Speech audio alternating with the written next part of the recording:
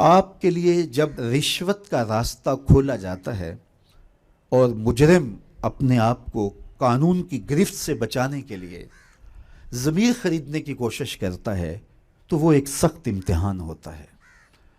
اس وقت اس مقام پہ کھڑا رہنا اور اپنے ضمیر کا سودا نہ ہونے دینا، یہ وہ سرخروئی ہے اور یہ وہ کامیابی ہے کہ جو آپ کو میٹھی نیند بھی دے گی، آپ کو قرار باطن بھی نصیب کرے گی، اور سب سے بڑی بات قیامت کے دن حضور کی شفاعت بھی نصیب فرمائے۔ میں اور آپ جو لکھا ہوا رزق ہے وہ پاتے ہیں۔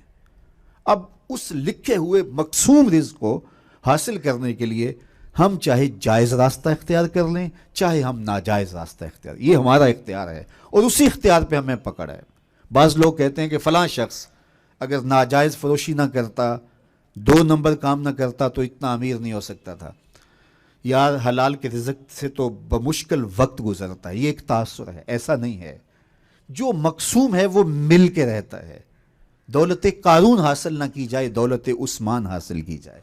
جو قسمت میں لکھا ہے وہ ہر صورت ملتا ہے اور وہ ملے گا، وہ ہماری قسمت میں لکھ دیا گیا ہے۔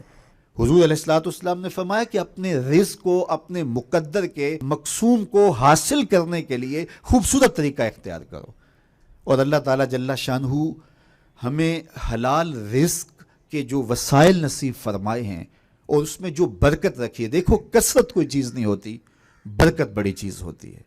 تو عمومی طور پہ آج کی اس دنیا کے اندر چونکہ یہ مسئلہ کسی ایک طبقے کا نہیں ہے، یہ دوڑے لگ گئی ہے، سویر سے شام تک ہر شخص مال و دولت کی دوڑ کے اندر ہر حلال حرام کی تمیز چھوڑے ہوئے ہے، جبکہ ہمارے آقا و مولا نے ہمیں رزق حلال اختیار کرنے کی نہ صرف تلقین کی بلکہ حرام سے بچنے کی اس شدت کے ساتھ تلقین کی کہ اگر کسی شخص کے بطن میں حرام کا لقمہ جاتا ہے تو اس کی جو کم سے کم اس کو سزا ملتی ہے وہ یہ ہے کہ اس کی دعائیں قبول نہیں ہوتی۔ بلکہ علماء نے لکھا ہے اس ضمن میں کہ اگر میرا رزق پاک نہیں ہے، آپ کا رزق پاک نہیں ہے، تو میری اور آپ کی دعا تو قبول نہیں ہوگی، نیک لوگوں کی دعاؤں سے بھی حصہ نکال دیا جائے گا۔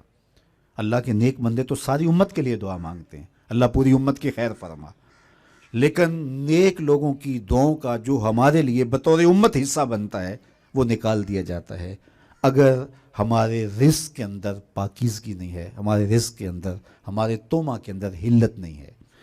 تو یہ ایک اہم چیز ہے جس کا ہمیں ہر صورت کے اندر اہتمام کرنا ہوگا تاکہ ہماری نسل بھی پاکیزہ ہو اور ان کی آخرت بھی بہتر ہو۔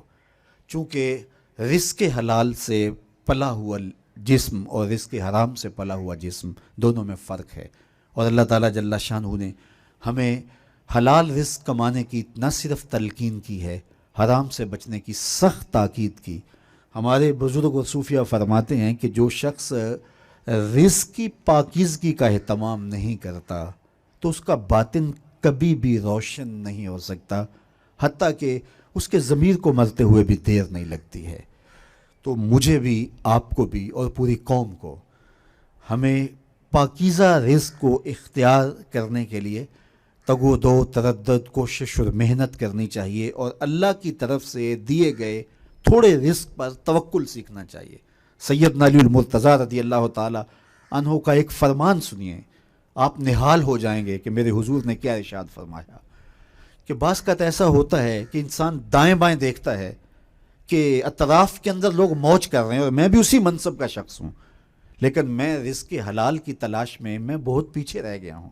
تو سنیے اس کا کتنا بڑا وعدہ میرے حضور نے دیا، جو اللہ کے دیے گئے تھوڑے رزق پہ راضی ہو گیا، اللہ قیامت کے دن اس کے تھوڑے عملوں پہ راضی ہو جائے گا۔ جب آپ افسر بنے تو آپ جن دنوں میں پڑھتے تھے، جن دنوں میں تیاری کرتے تھے امتحانات کی، تو دن رات ایک تھا، شادیاں بھی چھوڑ دیتے تھے، خوشیاں بھی چھوڑ دیتے تھے، نیند بھی پوری نہیں ہوتی تھی، کھانا بھی بعض کا ٹھنڈا ہو جاتا تھا۔ کیوں؟ آپ کی ایک منزل تھی کہ میں اس منزل کو حاصل کرنے کے لیے یہ محنت کر رہا ہوں۔ تو آج آپ کے کندھوں کے اوپر یہ جو پھول لگے ہیں، یہ آپ کا اعزاز ہے، یہ آپ کی تکریم ہے، معاشرہ آپ کو عزت دیتا ہے۔ تو یہ آپ کی اس محنت کا نتیجہ ہے، وہ بوائی کے موسم میں آپ نے بیج بوئے تھے، آج اس کی فصل کاٹ رہے ہیں۔ اسی طرح یہ دنیا بوائی کا موسم ہے، سارا آخرت کٹائی کا موسم ہے۔ یہ ساری زندگی ہے کتنی؟ 50 سال، 60 سال، 70 سال کتنی ہوگی؟ یہی زندگی ہے۔ اور آخرت کا ایک دن 50,000 سال کا ہے۔ قرآن بتاتا ہے 50 سال کا نہیں، 100 سال کا نہیں، 50,000 سال کا ایک دن۔ اس زندگی کے مقابلے میں اس 60 سال 50 سال کی زندگی کو رکھو، جس میں بڑھاپے کے دھکے بھی ہیں، بچپن کی مدہوشیاں بھی ہیں، تیسرا حصہ سو کے بھی گزارا ہے، 17-18 سال زندگی بنتی ہے۔ جب موت آتی ہے تو اس وقت بندہ سوچتا ہے یار زندگی تو گزر ہی جانی تھی، لیکن اس وقت ہاتھ ملنے سے کچھ نہیں ہوتا۔ آج وقت ہے، وقت پر کافی ہے قطرہ بھی آب خوش ہنگام کا، جل گیا جب کھیت برسا می تو پھر کس کام کا۔